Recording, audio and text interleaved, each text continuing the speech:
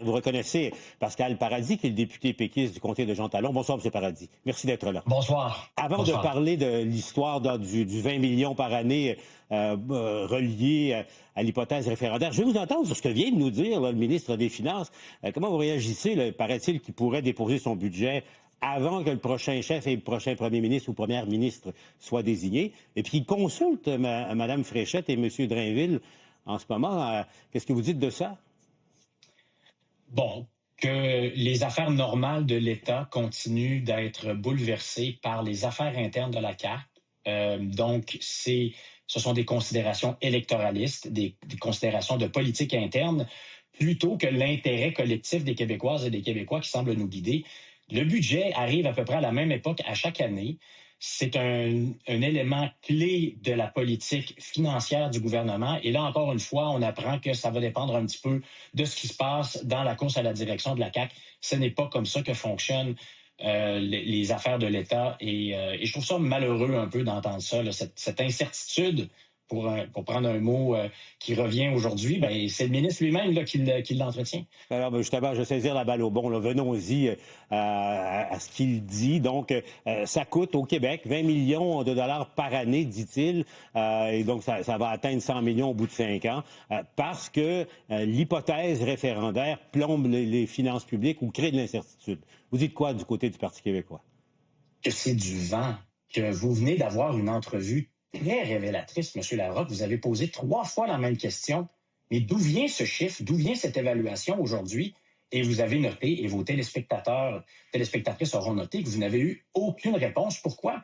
Parce que c'est n'importe quoi, ça sort de nulle part. Comme par hasard, la même semaine où le Parti québécois remporte une 4e élection partielle consécutive. Et là, on sort des chiffres. On tente de nous présenter des chiffres. Mais tout le monde le sait que l'écart de coûts sur la dette du Québec, donc les coûts d'emprunt, sont notamment déterminés par des agences de crédit et que, à la suite d'un autre déficit record qui a été créé par la mauvaise gestion financière de la CAQ, c'est là qu'il y a eu un impact. Donc, ça se passe au mois d'avril de l'année dernière, la différence, et ça, c'est la journée où Standard & Poor's a décidé de décoter le Québec. Et dans le document, quand vous le lisez, là, il est là, le ministre Girard le sait très bien, on ne parle nullement là, de considération relativement à l'avenir politique du Québec. On parle de mauvaise gestion financière du gouvernement. Je vous mettais à l'écran d'ailleurs ce que sont les motifs de la décision de Standard & Poor's. Et même dans sa réponse, le gouvernement du Québec insiste là-dessus et lui-même dit « Oui, mais il y a une question aussi de transfert en infrastructure qu'on ne reçoit pas du fédéral. » C'est ça le problème. Donc, c'est la mauvaise gestion du gouvernement de la CAQ et aussi les coûts du fédéralisme. Donc, vous ne le croyez pas, là?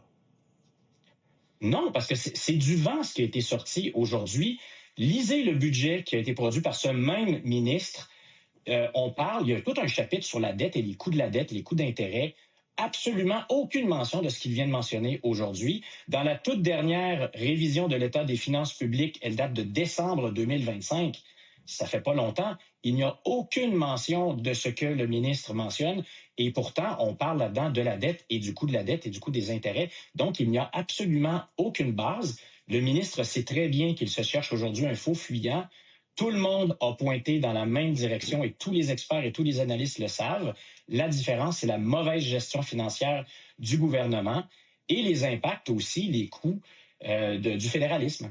Mais sur le principe lui-même, est-ce que vous reconnaissez ou pas qu'il peut y avoir un coût engendré par l'idée de se lancer dans un référendum là, qui n'est pas exactement une idée très populaire sur les marchés financiers?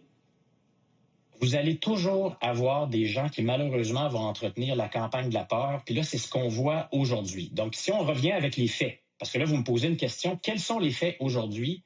Il n'y a aucun fait objectif qui justifie d'une manière ou d'une autre, directement ou indirectement, la sortie du ministre Girard, qui arrive étonnamment la semaine d'une autre victoire électorale du Parti québécois. Il n'y a aucun fait qui la justifie. Et pourtant, on recommence déjà la campagne de peur que ce sont des perspectives futures qui ont une influence. C'est pas ça. Ce que les gens qui analysent les cotes de crédit regardent, c'est la santé financière d'un État, quels sont l'état de sa structure économique.